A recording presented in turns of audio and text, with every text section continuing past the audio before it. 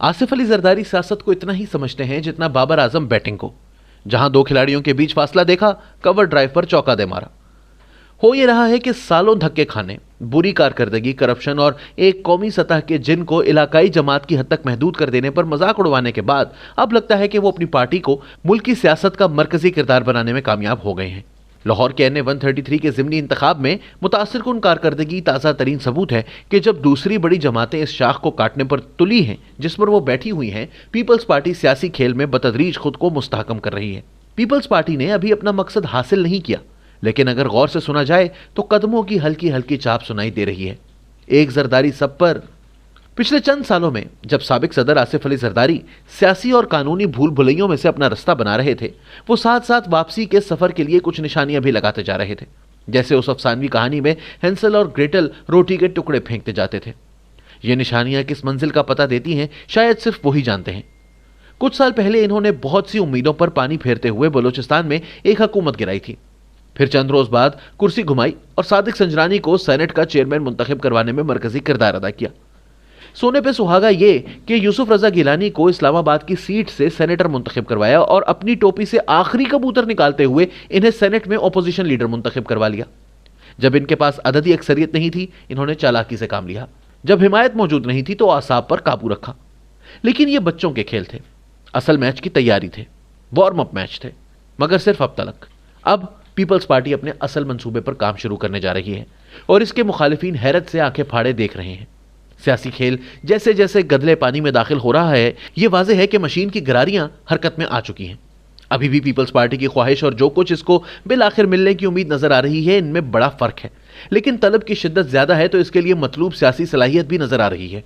Peoples party ने 2020 में PDM की बुनियाद रखी।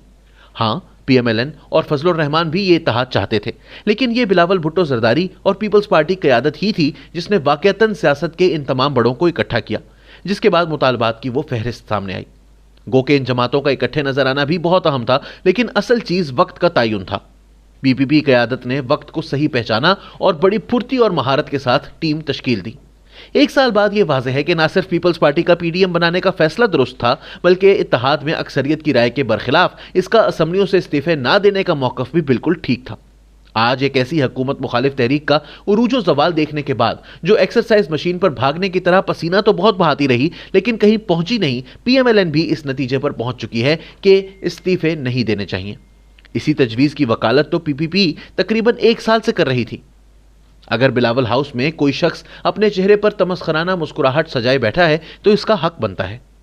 इसे खेल को अपने तरीके से खेलने का भी पूरा हक है, क्योंकि यह तो वाज़ेह है कि वो बाकी सबसे बेहतर खेल रहा है। और खेल क्या है? यह है वो मकाम जहां से ख्वाब और ख्वाहिशात मंसूबों और पॉलिसियों में ढलना शुरू होते हैं। पीपीपी जानती है कि सिंध इसके पास है और रहेगा। इसकी ख्वाहिश पंजाब में एक हिस्से, खैबर पख्तूनख्वा में एक हिस्से और वफाक में सबसे बड़े हिस्से की है।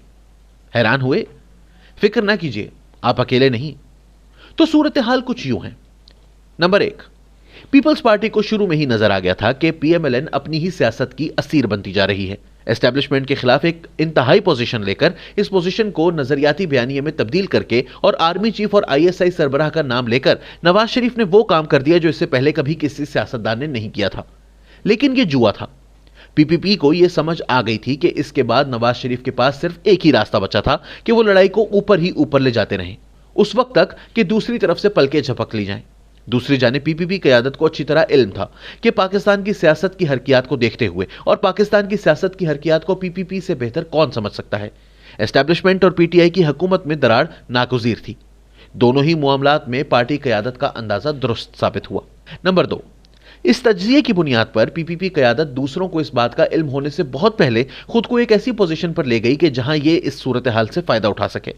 एस्टेब्लिशमेंट के साथ गैर महसूस अंदाज में पैगाम रसानी, पीएमएलएन के साथ नाम लिए जाने पर महज निजी नहीं अवामी सतह पर इख्तलाफ और फिर असम्बलियों से इस्तीफा देकर पूरा खेल खराब कर देने से इनकार करके पीपीपी खुद को एक ऐसी सियासी जमात के तौर पर पेश कर रही थी जो इस खेल में साथ देने के लिए तैयार थी।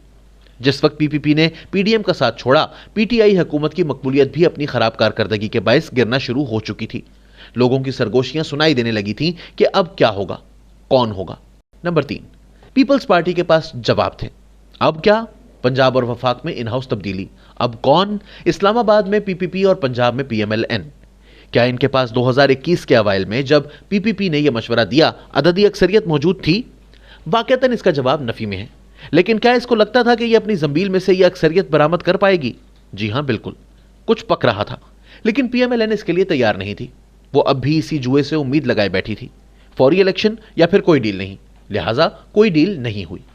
नंबर 4, लेकिन पीपीपी को डील करना आती है। तो जब पीएमएलएन और जेयूआईएफ की पीडीएम अपने टूटे ख्वाबों की किरचियां चुन रही थी, पीपीपी आस्तीन चढ़ाकर काम में जुट गई। पहला हदफ जनूबी पंजाब था। यहां से रिवायती तौर पर पार्टी नशिस्तें जीतती रही है और किसी हद तक अब भी मकबूलियत बरकरार रखे हुए है।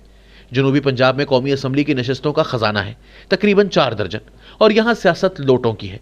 पीएमएलएन के अच्छे दिनों में इनमें से बहुत सौ ने शरीफों के ट्रक पर चढ़ने का फैसला किया और नतीजतन बहुत सी वजारतें भी हासिल की।